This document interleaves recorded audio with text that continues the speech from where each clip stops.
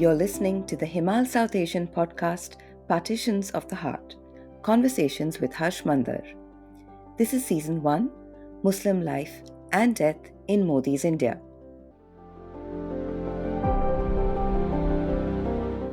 Friends, Salam, Namaste, Zindabad.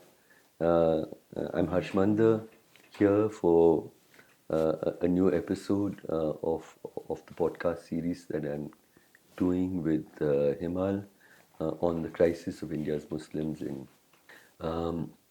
My guest today is somebody we all have much regard for both her work and her ability to look and analyze what is unfolding in our country through the particular prism of law and justice. And that is where our focus will be today. So we have Shahrukh Alam here, who's both teaches, researches, and practices law in multiple forums. Shahrukh, thank you for being with us. Thank you for having me. There's no doubt that we are passing through a phase when almost every day it is becoming increasingly clear that Indian Muslims have certain guaranteed constitutional rights guaranteed under the Constitution, guaranteed under the rule of law, and yet they are being withheld by the executive with greater and greater impunity. Mm-hmm. And the courts seem to be, I would say, choosing to be helpless as Muslims in India face a situation where their rights are being taken away from them and the courts watch helplessly. So this is a grim situation when the Constitution was designed. I think it was envisaged there could be context, there could be people who are elected to power who are hostile to disadvantaged communities by caste, by gender, and by religious identity, by ethnicity.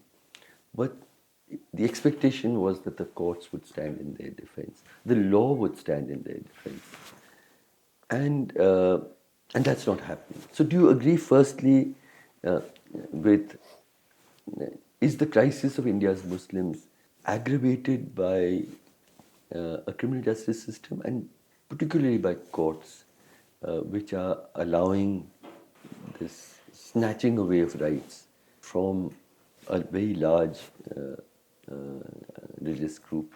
Am I right in even posing this as a problem? I think so. I think there is a shifting terrain of law in motion that we can see.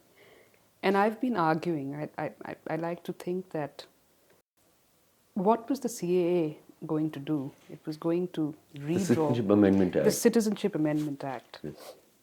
Was basically redrawing the boundaries of citizenship. So suddenly people who knew that they were secure in their citizenship felt the ground shifting from beneath their feet. Yeah.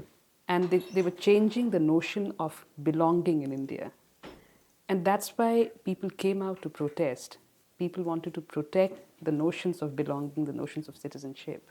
The right to belong, I think. The right to belong equally. The right to belong equally, indeed.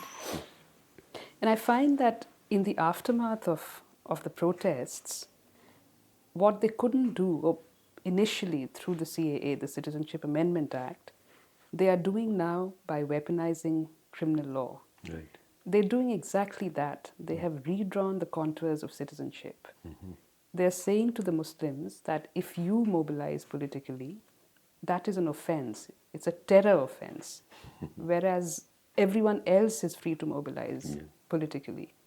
And if you read the first FIR 59 of 2020, which is the first one after the Delhi riots of 19. After the Delhi riots, but it focuses more on the protests, the anti-CAA protests. The FIR says that Umar Khalid and other Muslims were claiming that Muslims in India are an oppressed minority, and they were doing this to embarrass the Prime Minister. And that's a crime. And that's a terror crime. That's an offense, first. Also, it's a tall order to embarrass either of them, but that's an aside. But even if they were doing that, how is that an offense? It's a democratic right. Right. That's where it starts. But if you look at Umar Khalid's his bail hearings and the kind of arguments that the state has made before the High Court, the state has actually said that he gave Muslims the vocabulary to articulate their grievances. That, according to them is a terror offense. In Asif Iqbal Tanha's charge sheet and in his bail hearing, they say that he used to go into Muslim ghettos and mobilize young men. And he was in touch with imams, and he was telling them about the problems with the CAA. So these are arguments that are actually being made and allowed to be made in constitutional courts. So I agree with you that the contours of citizenship and belonging are changing. They're being changed within the constitutional law courts, and the courts are watching. The courts are not. By what we could call lawfare, Indeed, yes. That there is a kind of lawfare that is being waged by the Indian state against a segment of its population. I think lawfare again would imply some law, some semblance of law. Okay. I think lawfare is when they bring about archaic sections or something to trouble you. Yeah. They still present some semblance of law. This is a complete inversion of meaning. There is no law where you say that it's a terror offense that you were out on the street. And when they equate democratically protesting, yes. Yes. They're not even saying that you were not being democratic. They're not even saying that you were inciting violence. My name appears in a number of the charge sheets. Congratulations. Saying that I was trying to bring together Muslim young people to protest. So yeah. So that in itself is now a terror offense. Right. And again, the implication is that Muslim bodies, bare bodies, when they're out on the street, are noxious substances. They're inherently dangerous. They're Muslim and they're out on the streets. And this whole, the ghost of Pakistan, you don't even have to name it. That's always there. So Muslims, when they politically mobilize, will apparently then result in the disintegration of the country. And Muslim men, most of all. I mean, in a lot of what I'm going to speak to you now, I think the Muslim man has become a noxious substance. The most noxious, the most dangerous. I think it's a travesty that the constitutional courts are letting these arguments happen, even if they don't participate in it, to be able to be parties to it, to allow the state to make these arguments is a travesty. They're enabling all of this. They're enabling all of this. Yeah. And the fact that, forget bail, that this has not been quashed in the first instance is a travesty.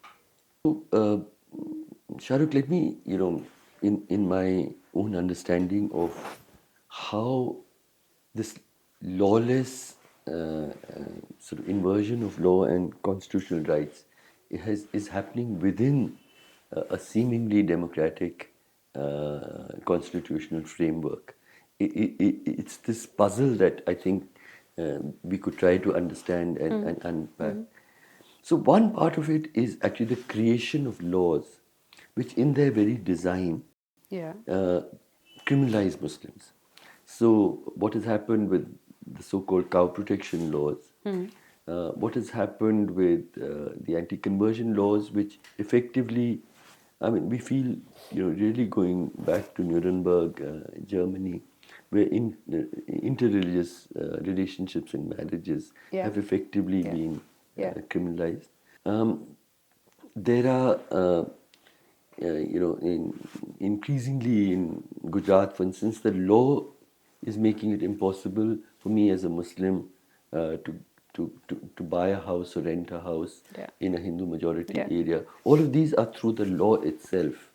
So has this got a precedent? Is this something that this regime under Modi has actually invented the use of law to deprive you of your constitutional rights?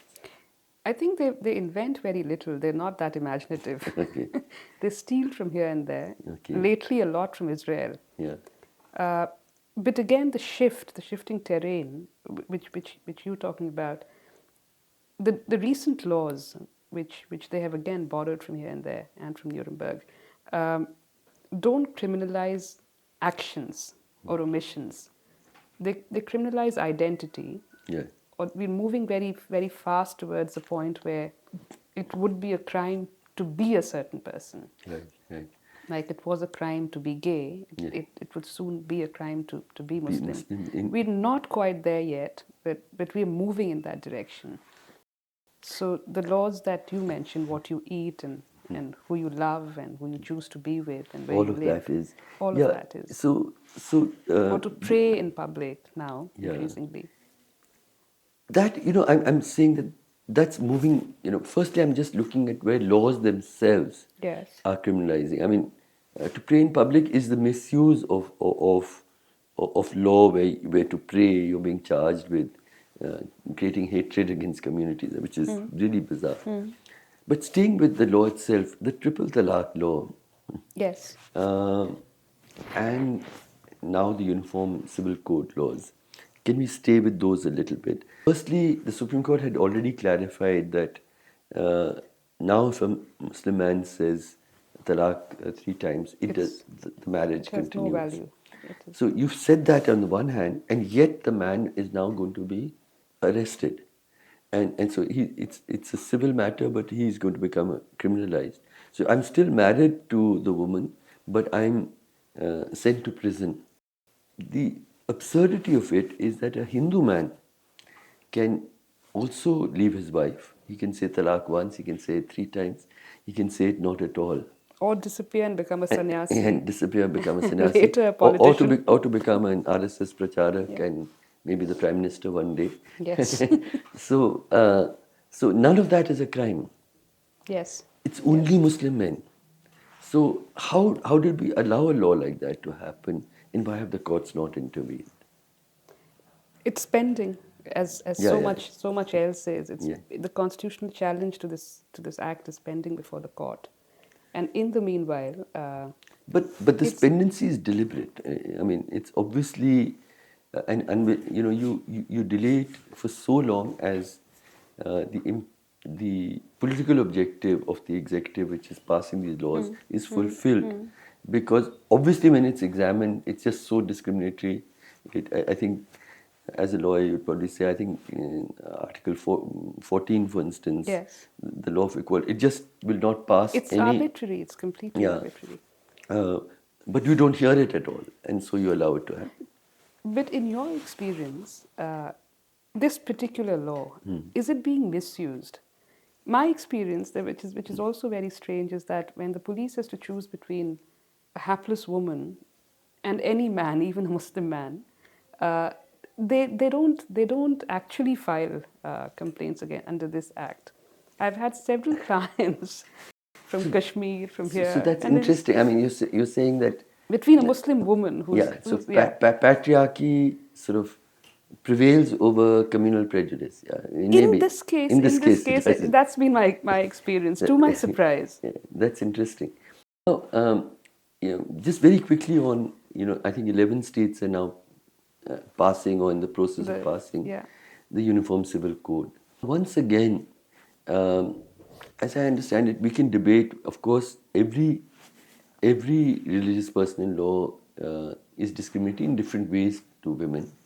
And if there was a process in which all personal laws were subjected to the test of gender equity, and people of the communities sat together and found ways of addressing it, it would be a very different process.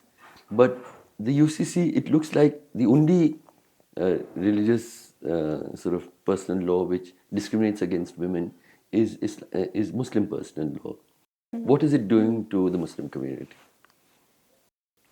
There, Harsh, to my surprise, I hadn't known this earlier, but I found out that even the Special Marriage Act Yes. is basically a replica of this. It's modeled on the Hindu Marriage Act. Okay. It takes very little from other personal laws, even though that's our secular law. So even traditionally, historically, So the default, could you explain that a little bit? I mean, what? for instance, fault-based divorce, which is essentially part of the Hindu Marriage Act, it lifts those sections. Okay. If you compare the two acts, it's completely modeled on the Hindu Marriage Act.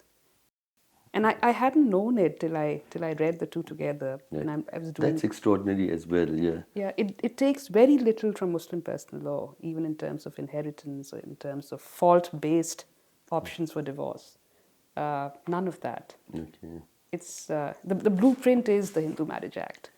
And Because because there are discriminatory features in Muslim personal law, but there are progressive features as well. Yes, indeed. As in Hindu personal law, Yes. as in Christian personal law. I mean, Nati Roy's mother fought a lifelong battle against Christian For personal law inheritance, for her right to inheritance. So, Yes. so that reform is necessary for gender justice in personal laws. I would not dispute. I'd be the last person to dispute. But that doesn't seem to be what. I suppose one rationale when they lifted the Hindu Marriage Act and sort of transplanted it into the Special Marriage Act was that was the only reform that had happened in the 50s. So that was the reformed Hindu code. Okay. That could have been a rationale, but conceptually they have not borrowed from anywhere else. And now even less so. Now it's almost an exercise in obliterating other cultures, other traditions, other beliefs. So the present one, the Uttarakhand code, Yes, which is the model now for. is actually quite regressive. It doesn't have very many progressive features at all. It's very regressive. It's the focus seems to be on state regulation and state scrutiny, and the political narrative around the act is that we will thus prevent love jihad from happening. They're not even really worried about married couples so much as about live-in relationships and live-in couples. Yeah. So the focus there is to break up interfaith relationships, which again brings us back to. Yeah, but but even the Special Marriage Act, in the climate that we live in, Yes, the 30-day notice period. Yeah, that notice, the public notice. I mean, in earlier times, I was a district magistrate. I conducted these marriages, but I mean, you weren't. There wasn't this imminent fear. Now we are a couple. We are an adult couple. We want to get married. Yes. In secret from our parents. We have the right to do so. From our communities, we have the right to do so. Yes. You can't do it even if you resort to the Special Marriage Act, because you have to give a public notice. And once you give the public notice, the first people who notice the notice will be the Hindutva groups. Yes. And they'll so. Which has got nothing to do with gender justice. Yes. It has got nothing to do with uniformity even. Right. But only with greater control. And greater control of whom? So it's of the family, but even more so, it is about it is the control of bigots of your religious identity over your life choices. Yes. So that's one where the law itself. I mean, and we've talked about some examples where the law itself is effectively criminalizing and also, as you were saying, erasing religious and cultural practices of the Muslim community. So that's one. The second example that I'd give is like the bulldozer. There is no law. There can be no law that A says that if you commit a crime, I will bulldoze your home. And secondly, to prove that you've committed a crime, there's a whole process where the burden of proof is actually on the state to prove.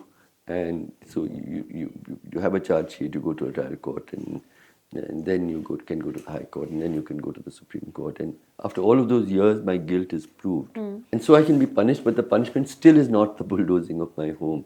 That's right. But the fact that this has become so routine. Yes. And as we speak, the most appalling recent example. I mean, every day you wonder what new outrage is going to happen. But a Hindutva activist claims to hear inside his home a teenage Muslim boy cheering for Pakistan, and he is then picked up and put into an observation home. His parents are arrested and charged for creating hatred against other communities, and his home is bulldozed. And his uncle's shop. His uncle's shop is bulldozed as well. So there's no law at all. Yeah. Yes. So how do you see this? And yet there is an FIR. Yes. He must have been remanded Okay. because he's been sent to the juvenile justice home. So they have used law. Law has intervened. A court has intervened to send him to jail. And admitted and accepted. Yeah. And accepted. He's been remanded to jail. And the parents were sent to prison as well. Yes. So that is the travesty. I mean, the executive doing it is bad enough, but the courts now actually accepting that FIR, taking cognizance, remanding him, that is the worrying part. The executive, ideologically hostile to a particular community and targeting it, is something that I think the writers of our constitution may have anticipated the possibility of.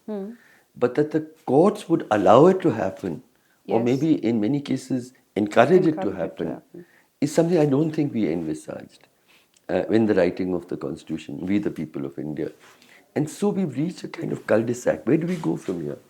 The idea of erasure itself, in law, and I'll come to law in a moment, but the general idea of erasure, the idea that the Muslim is vanishing from literature. As Muslim, but also as a historical entity who belonged in India.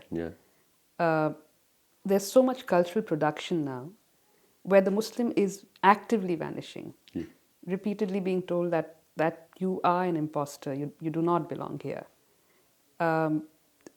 I've been thinking a lot about this recent film, Chhawa, which describes the struggle between Sambhaji and the Emperor Aurangzeb, which could also have been looked upon as a struggle for self-determination.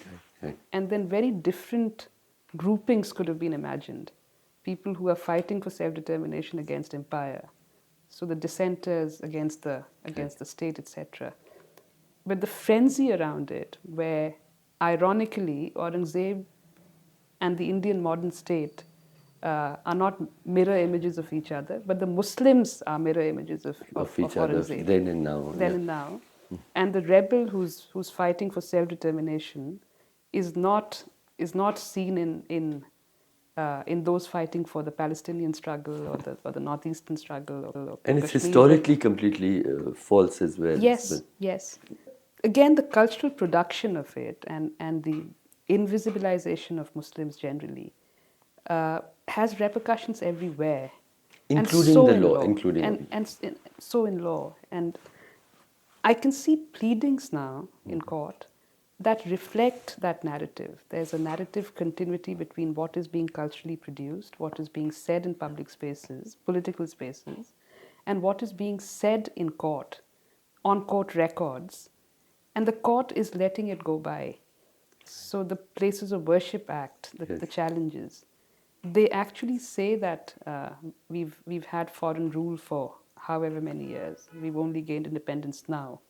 And that is a pleading in a constitutional court, which is now part of court records. That's not been challenged.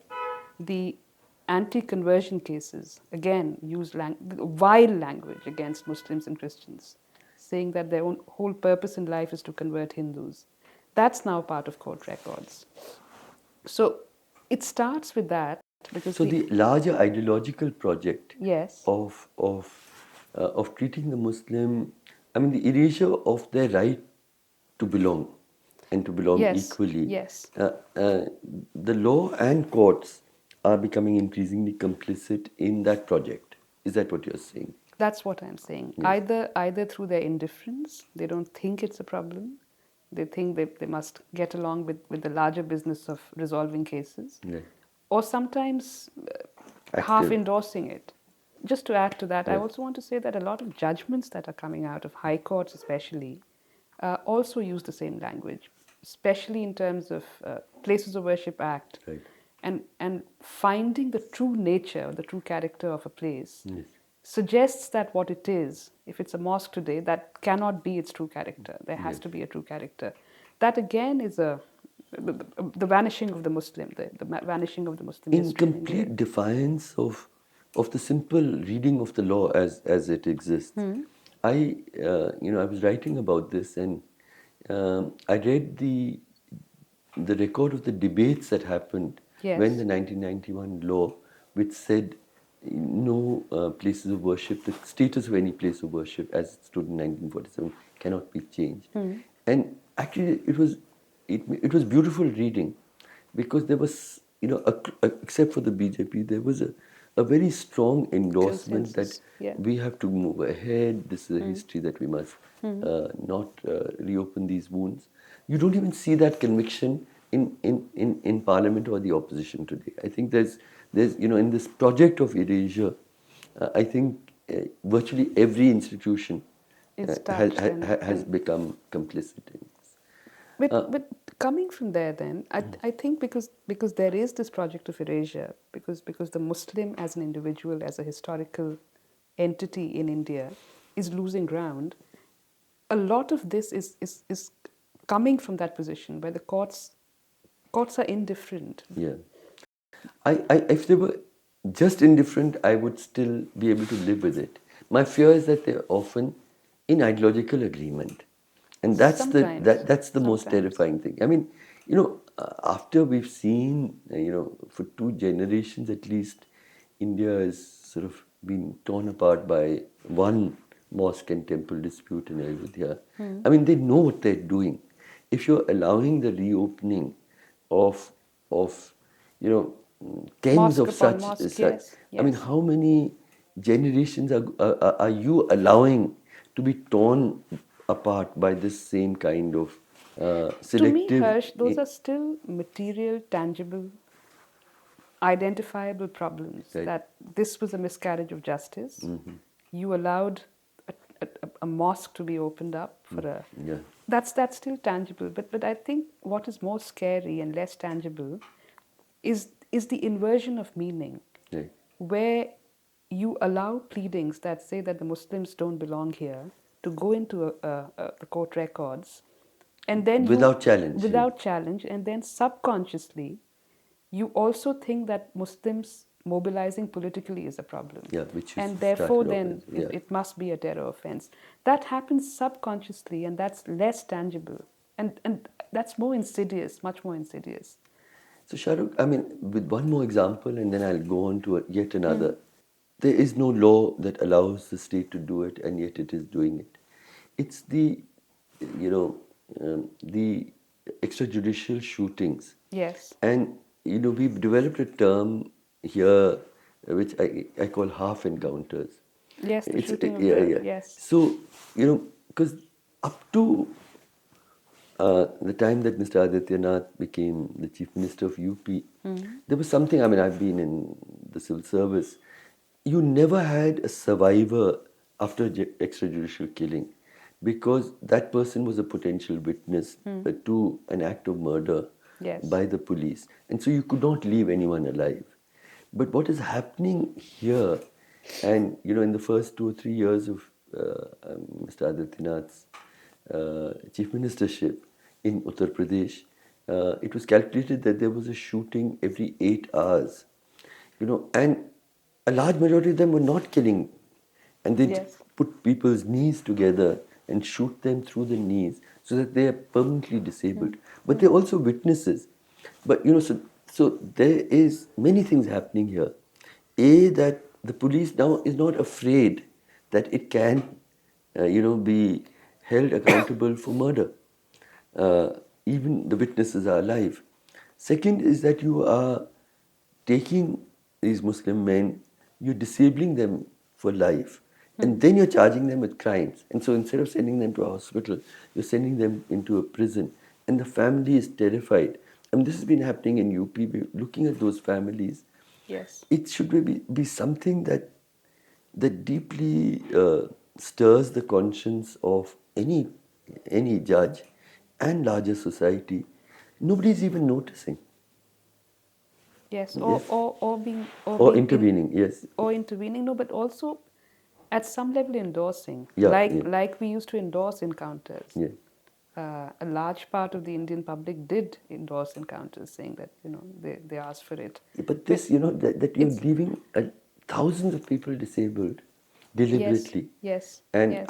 when I go to UP and I look at the headlines, they always say, "Badmash ko mara" ya "Badmash ko goli hua," which literally means, evil people are being shot. So how wonderful this is, you know. But this also we've borrowed from South Africa and from Ireland and from Israel, where you first dehumanize a Yeah, yeah. whole population.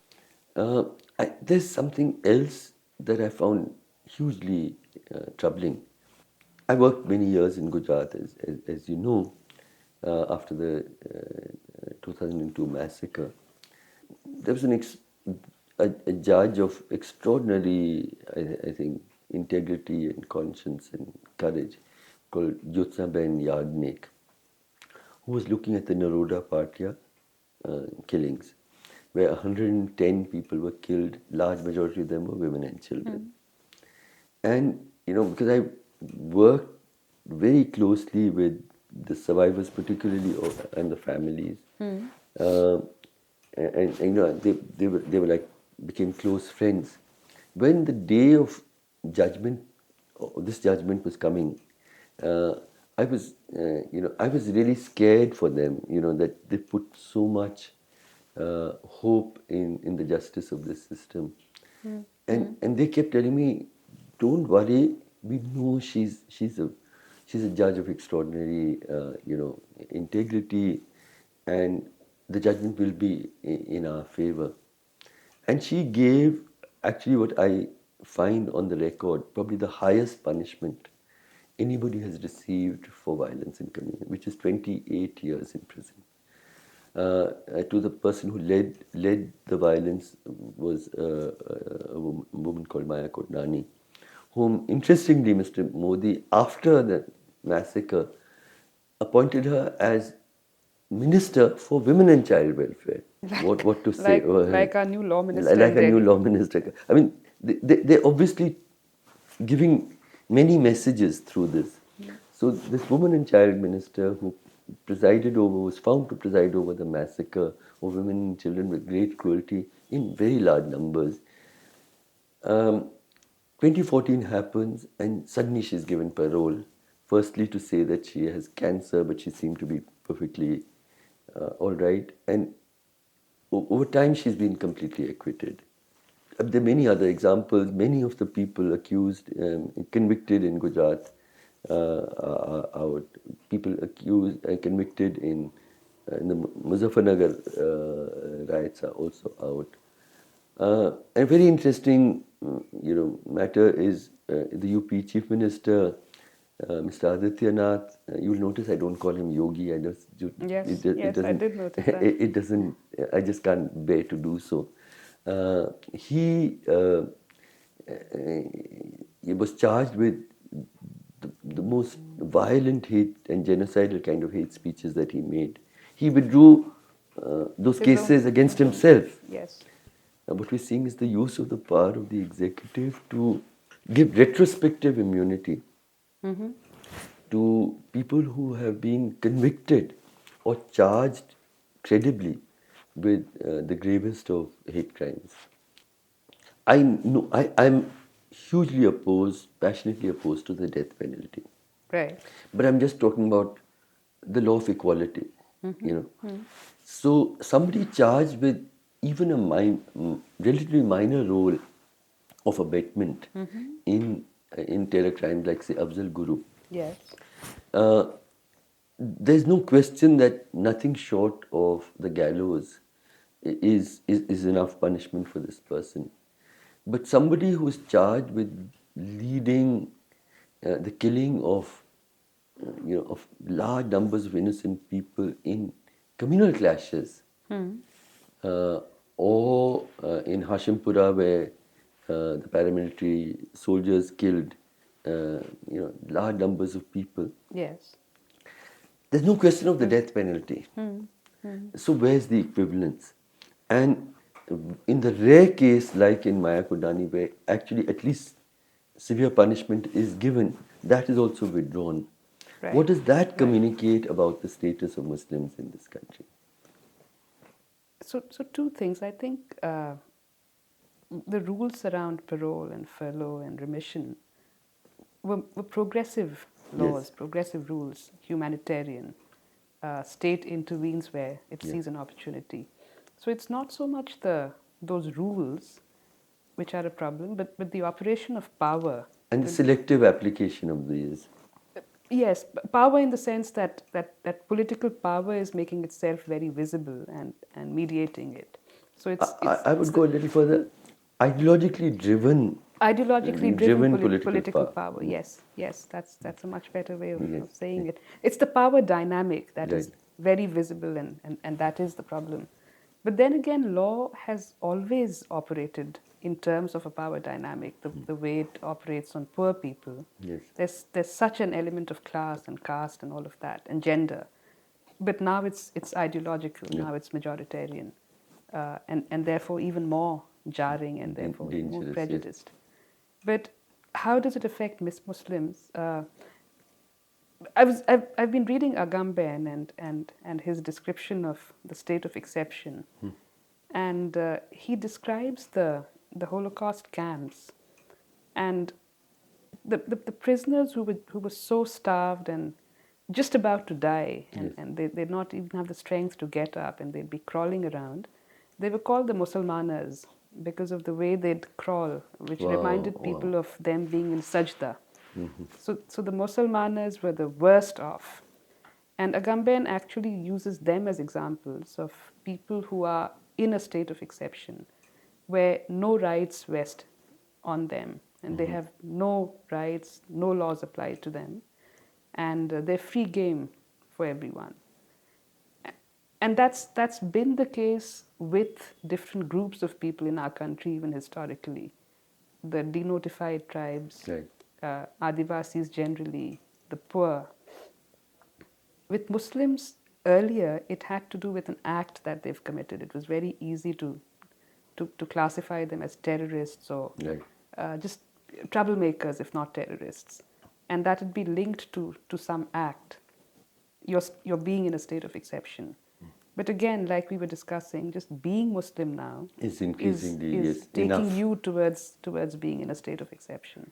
When you're fair game, so your house may be demolished, your livelihood can be taken away, you can be half encountered, you can be put in a detention camp or any of that. And then on the other hand, it seems that a lot more rights vest in people who are on the other side of the ideological spectrum. Yeah. Rights that they don't really should not have. Should not have. Yeah. Yes.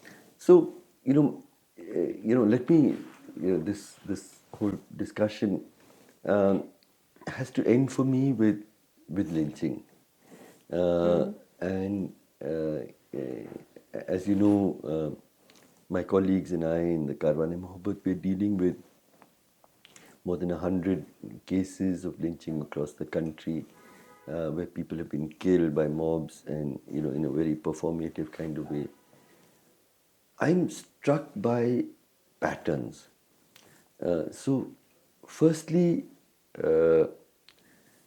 most lynchings are done videotaped by the perpetrators.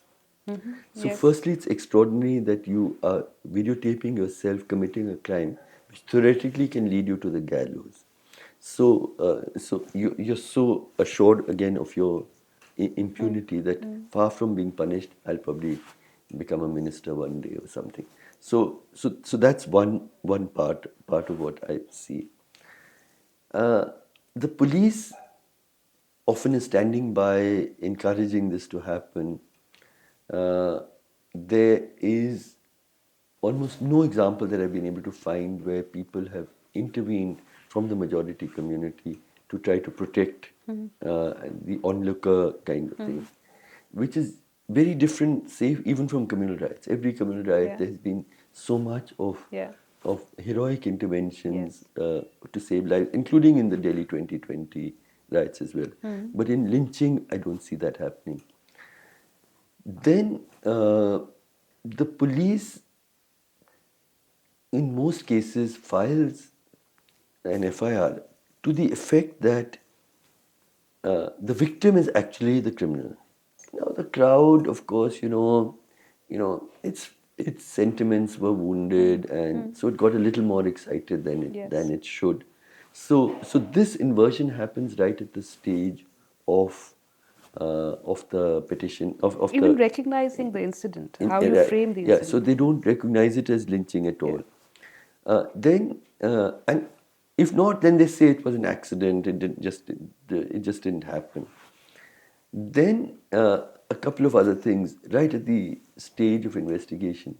These videos are in the public domain. They're being circulated to millions. The police never takes them on record. Many survivors, when we go in the journeys of the karma, actually say, I wish they just shot him. I wish they just stabbed him.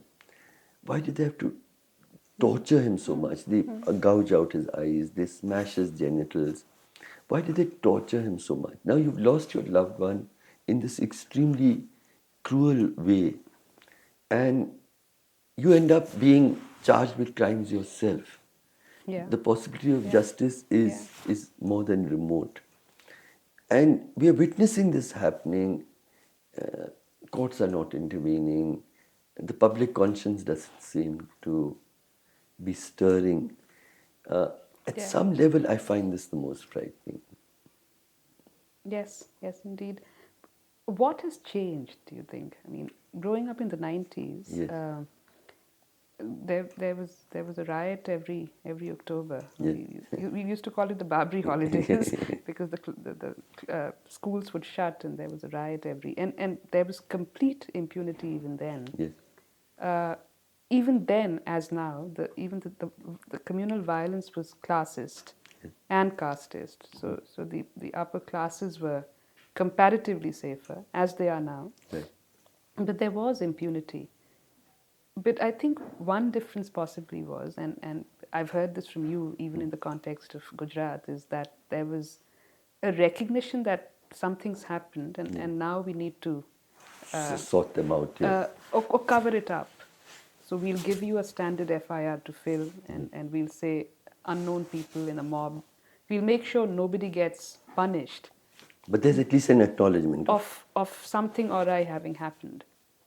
And that's what is gone now. That's what is missing now. And that's where the inversion of meaning comes. That you're completely inverting what has happened. You're not even, you don't have to cover up anything. You need to flaunt it. You need to flaunt it. I think Yes. I think the valorization of this kind of violence. Let me take this a little further, just with Mewat. Yes. When Pehlu Khan, famously in 2017, was lynched, a crowd gathered and they beat him to death when he was actually transporting milch cattle which couldn't have been for slaughter.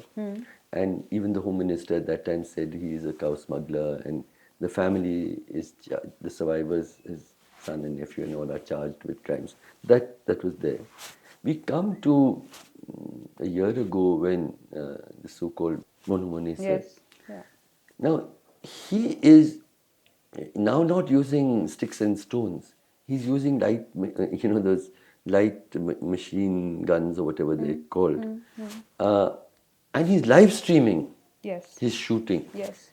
And then you go onto his Facebook page where he's walking hand in hand with the local police head. And I think that earlier when the local thug who was indulging in violence Yeah. would always believe in his leader and think that my leader will take care of me. Whoever's contracted me to do this violence will take care of me. I think Manu Monese does not think of himself as a contracted thug. Yeah. He thinks of himself in the image of Sambhaji or Rana Pratap. Yeah, as a hero, yes, as a hero saving as his a community. Dharamveer now. As a Dharamveer, absolutely right. Because of all this cultural production that is happening and because it's being reiterated and endorsed for him. So, and again, that's carrying into law. So the legal framing of it is also in terms of a subversion of dharam, either by smuggling cattle or by running away with a Hindu girl or by eating beef when you're not supposed to. So that's a subversion. Yes. And then, of course, the Dharamveers will come and beat you up for it. Righteously. Righteously. Yes. And therefore the state of exception, which is again carried into the law courts. I just wanted to add that other thing, that I think the fact that they're live streaming is also a function of technology, which wasn't the case in the 90s. Of course. So people are now being invited to participate in real time in hate speeches and hate. So Darshan does this. They have domain expertise on this. So every time he does a program, he asks people to comment and upload their own videos. So whatever he's advocating on any particular day, desecration of Sufi graves, for instance, people will shoot it in real time and upload it on the program.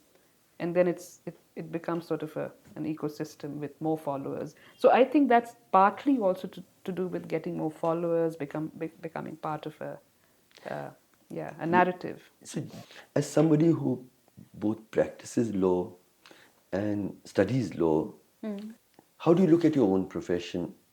How do you feel that in this moment where the idea of India itself, the constitutional promises, the promises of the freedom struggle, all of them are being overturned?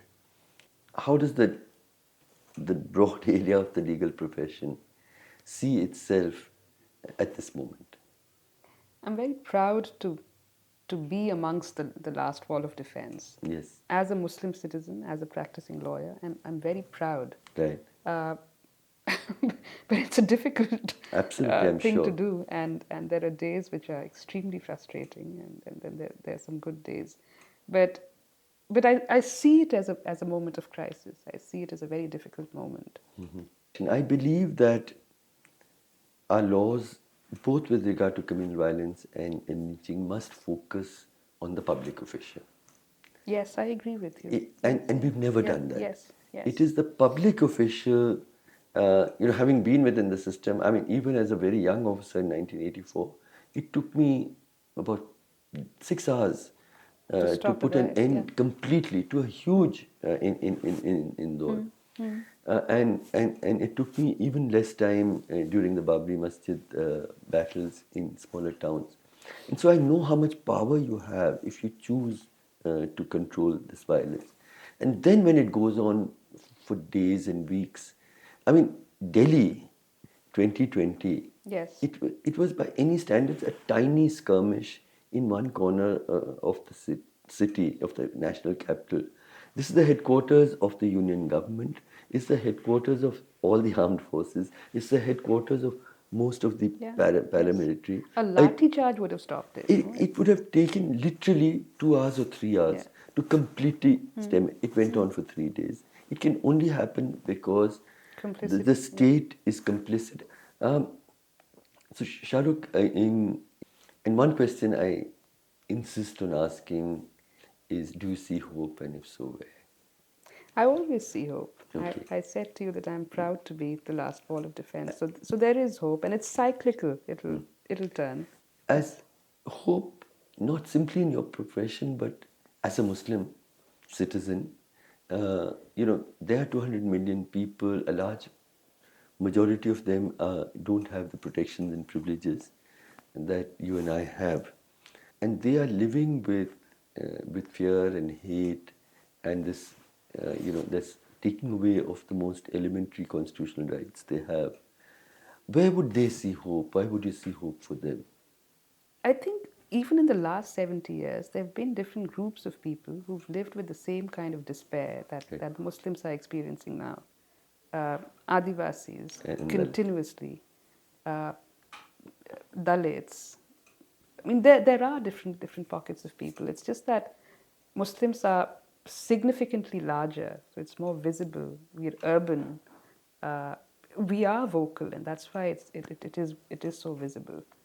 So I think that it will carry us through. But can I sort of challenge you a little bit on this, what you've said? You see, the attack on Muslims is not just an attack on Muslims in India. it is an attack on what we call the idea of India itself. But I'm also trying to say that the idea of India also rests in equality Yes. and land reforms and welfareism and socialism. So the attack on the and poor labour rights. and labor rights, the constant attack on the poor is also an attack on the idea of India. The attack on Adivasis is an attack on the And the kind of atrocities that it's a face, the violence against women. Yes. I see that. And yet, I mean, these are all foundational ideas of India, I think. But if we compare Nazi Germany, in the end, I'm sure many oppressions were happening. Yes. But it was in the attack on the Jewish minority that was the central sort of thrust of. They annihilated the gypsies, for instance. Absolutely, and homosexual men and disabled communists people and disabled people. In Nazi Germany, when I've studied it, in some ways I found what happened to disabled people, I mean, unbelievably horrifying. A politics of cruelty, no? Politics of extreme cruelty and inequality. I see India at the verge of that. And therefore, is our hope that the people of India will prevail? I think so. And I think if we realize that this is basically a politics of cruelty, takes turns at who it's targeted at, and then if we form solidarities, that's where the hope lies, I think.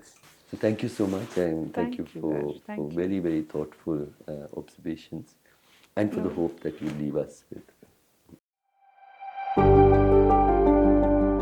Thank you for listening to this episode of Partitions of the Heart. You can find more Himal podcasts like the South Asia Review of Books and State of South Asia on YouTube, Spotify, and Apple Podcasts. Support Himal's independent journalism by becoming a Himal patron today.